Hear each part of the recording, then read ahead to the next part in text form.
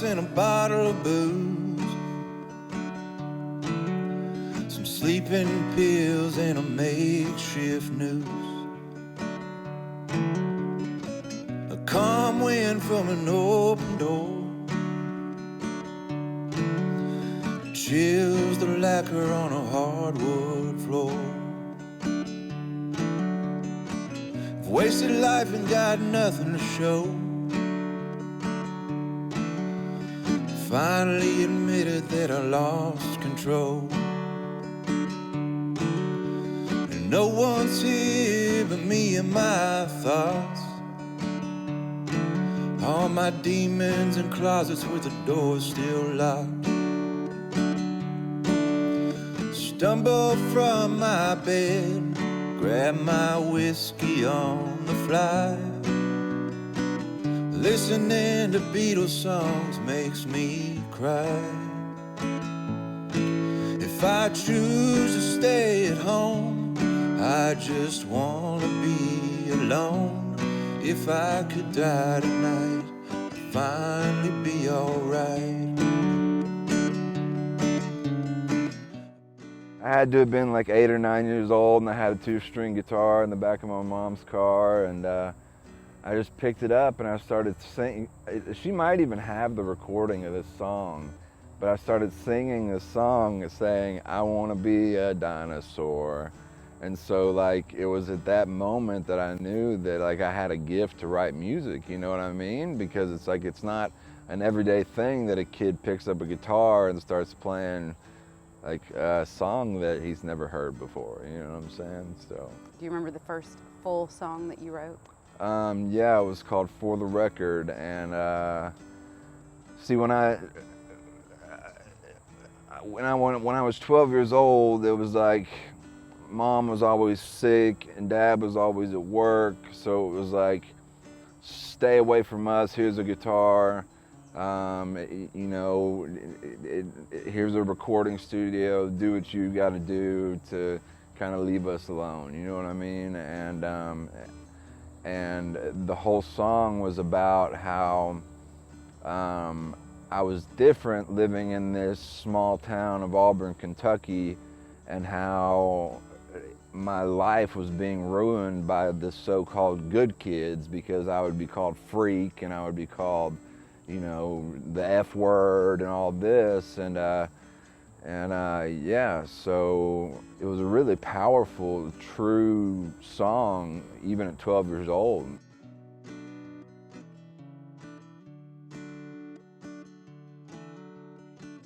When I was 12 years old, I joined a band called Opus, and the kids were like 17, 18 years old, but I always wrote all the parts. You know, I mean, I played the drums, I played the guitar, I kind of picked up everything at the same time, and I would write all the music for the band, and hell, we would go perform at these places and stuff, and it was just kind of crazy because I'm this young kid and I'm hanging out with these 17, 18-year-old kids, and I don't really have any life experience or anything, and I've never smoked pot. I've never, you know what I mean? Like, I think I might have huffed gas a couple times with some kids or something. But I remember one night, one of the guitarists had a joint, and I smoked the joint, and I picked up a guitar, and it was literally the most beautiful sound I had ever heard in my life, man. And from that point on, I wanted to know what every single drug sounded like on music, with music. Does that make sense? Like from that point on, it was like, it was on. You know what I'm saying? That was the start of where the blessing became the curse. It's absolutely phenomenal, the creativity you get from drugs and alcohol during music, and I'll go to the grave with it. I don't care. I mean, you hear it through all art, that expansion of the mind is such a beautiful experience when it comes to art. So yeah, I mean, it was like I've written concept albums on top of concept albums all by myself, just sitting in rooms taking massive amounts of LSD. You know what I mean? And I started that at like 13 or 14 years old. And I loved it. That was my safe place. You know, and I really think that came from, look, Mom and Dad wasn't there. Here's what you're gonna do. You know what I'm saying? A pad of paper and an old guitar still ain't got me very far. The rosewood stained with nicotine. It's like every song's written for a hopeless dream. And it may be a curse, I've made music my whole life. Writing all these songs just makes me cry. Any honest man could see that the truth would set me free. If I could die tonight, I'd finally be alright. My best friends are on the radio. I guess no one's word is worth its weight in gold. I got a habit, they got rich. Man, the pain of envy is such a bitch. Knew just how I'd go, bruised up arms and a tortured soul. Thinking about my parents makes me cry. A deep red fire in my eyes, but too much fear to take the prize. If I could die tonight, I'd finally be alright. If I could die tonight, I'd finally be alright.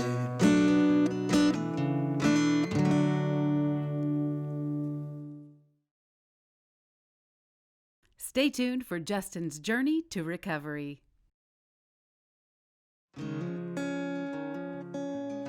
I got introduced to heroin when I was 17 years old, and I got introduced to methamphetamine when I was 16 years old, and then it kind of started to get out of control, and things started to go south a little bit, and because the only thing that makes me an alcoholic, because that's what I am, I'm an addict, is that I lost the ability to control it, right? See, if I could control it, and if I could do it like a gentleman, I'd still be doing it. You know? Right. I'd still be shooting heroin. I love heroin. I always will. But I didn't get introduced to heroin until I was 17 years old, and that was my very first love. I got offered to go out to Los Angeles and sign a deal with Columbia Records at 18 years old. And so I decided, yeah, that's a great idea. Of course I'm going to do that. Why wouldn't I? You know, 18 years old, I got $100 in my pocket, and I mean, why wouldn't I do that? You know, and so I decided to do that. And within 6 months, I was completely homeless and 19 years old, living on the streets of Los Angeles, California. I got in some legal trouble, and they sent me to Louisville, Kentucky, and they asked me if I was an addict or if I was a criminal, and I told them I was an addict. And that's kind of when the seed got planted of, look, I might have a problem with heroin. So I went to treatment, and that's where the seed was planted, and it took, and I was pretty on fire about it. Like, I was like, okay, this could work, and it did for a couple years, and then I'd get back on the road, I'd get back into music, I would get back in the studio, I would lose my creativity because my creativity was based on heroin and LSD and psychedelic drugs and or marijuana. You thought it was. Huh? Or you thought it was. Yes, and I felt like I would lose my creativity, and I would want it again, and I would relapse. I would get back on the road. I would tour. I would stop doing what I was supposed to be doing to stay sober, you know, and it would happen multiple times.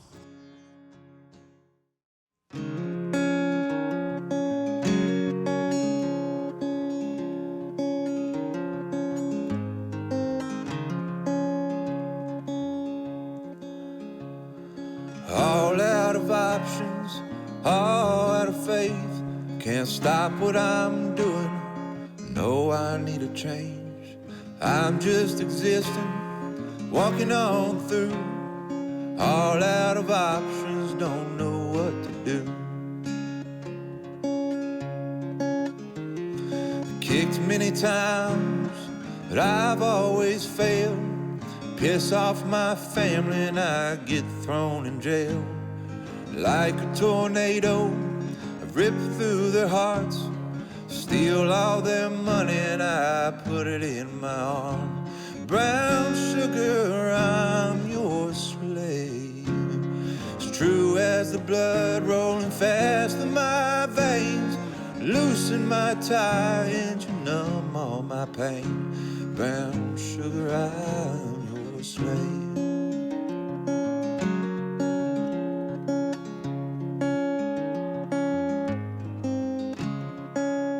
I went to Cumberland Heights back in 2014, and I wrote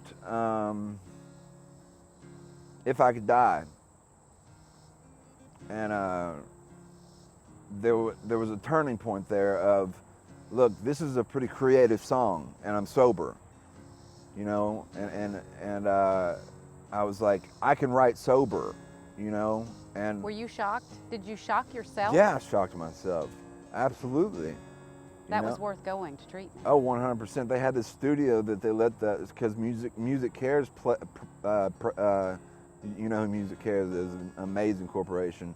They paid for my whole way there, you know, and they allowed me to go to the studio twice a week and write, you know. And when I met that lady, man, I cried, you know. When I met her, I bawled my eyes out because that changed my life. It really did. And yeah, it was a turning point of I can write music without being under the influence, and to me that was revolutionary. I mean, it really is. It was like I can write from experience and be completely gut level honest and maybe even help somebody.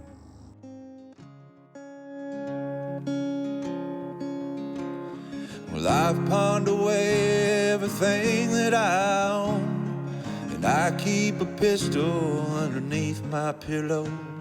When you wanna leave me, my skin starts to crawl. A big enough shot to put an end to it all. Brown sugar, why am I still here? I'd call out for help, but it's too much to bear. And I'd pull the trigger if I wasn't so scared. Brown sugar, why am I still here?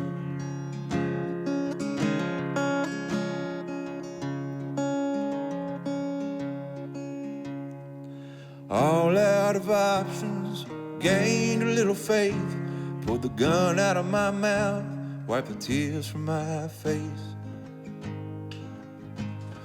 I hit my knees and I screamed out the truth.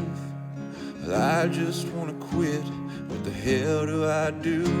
Brown sugar, I finally give in. The pain of your loss penetrated my skin. There's scars on my arms that won't let me forget. Brown sugar, I finally give in. Brown sugar, I'm your slave. As true as the blood rolling fast in my veins, loosen my tie and you numb all my pain. Brown sugar, I'm your slave.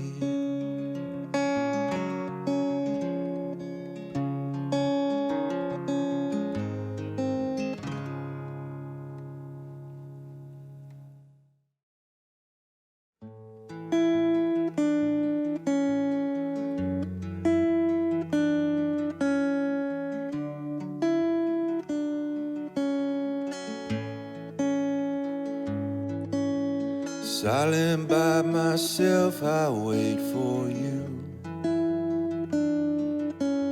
to bring me back the heartache that I caused. And every time I think you've heard me through, you mention all the reasons that I'm flawed. If I could take back every word I said, wrap you in my arms and hold you close, put you back together thread by thread, forget those bad decisions that I chose, would you come back home?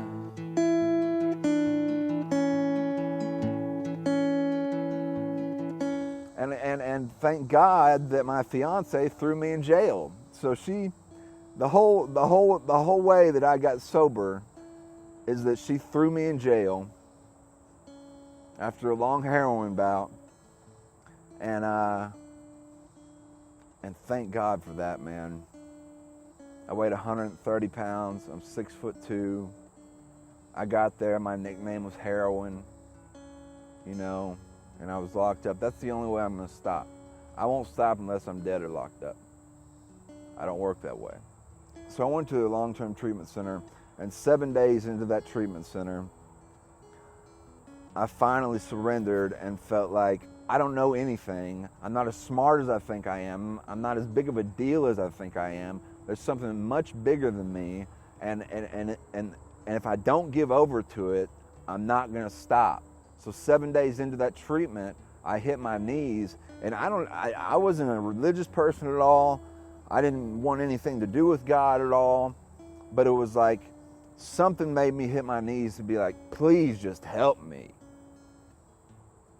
And ever since that day, 7 days into treatment, I have not missed one day of doing that, because I'm made up of my spirit, my mind, and my body. My spirit controls my mind controls my body. So as soon as I straighten out spiritually, I straighten out mentally, and then I can work on the physical part and start having a healthy relationship with myself, my higher power, people around me, money, food. I mean, I have had an entire psychic change. My whole entire life is transformed from being a 132-pound heroin addict that did nothing but cheat, lie, steal, con, and manipulate.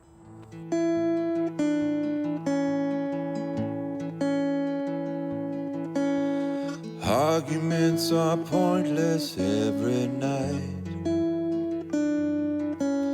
I give you space to try and clear your head.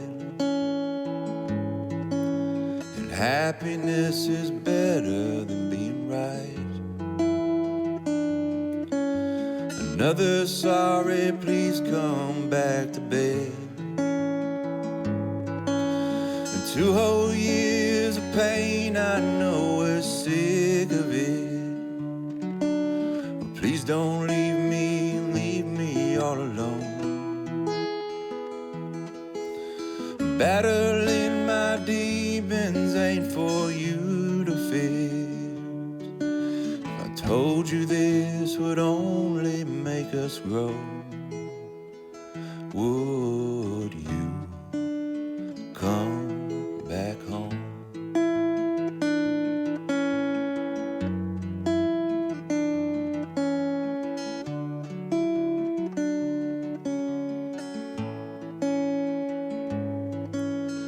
Hardest thing I did was face the truth. I gave up the only thing that helped me cope. But it was either that or it was you. And since then life's been better than I'd hoped. And all you did was love me unconditionally, while I was slowly tearing us apart. I hated when you'd cry when I would lie to you, and you'd look down at the bruises on my arms. Apologize for everything I put you through, and let you know that you have done no wrong. We never have to suffer like we used to. That nightmare is the past and we've moved on. So please come back home.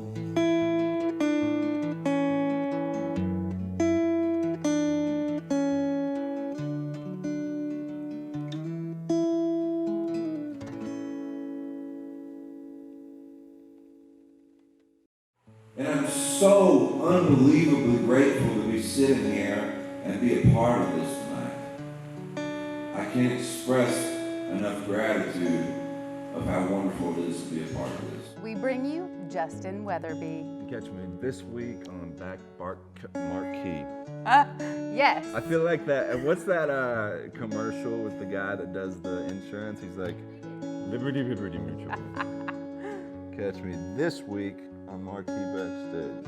I'm at my best, I'm at my worst. God only forget that part.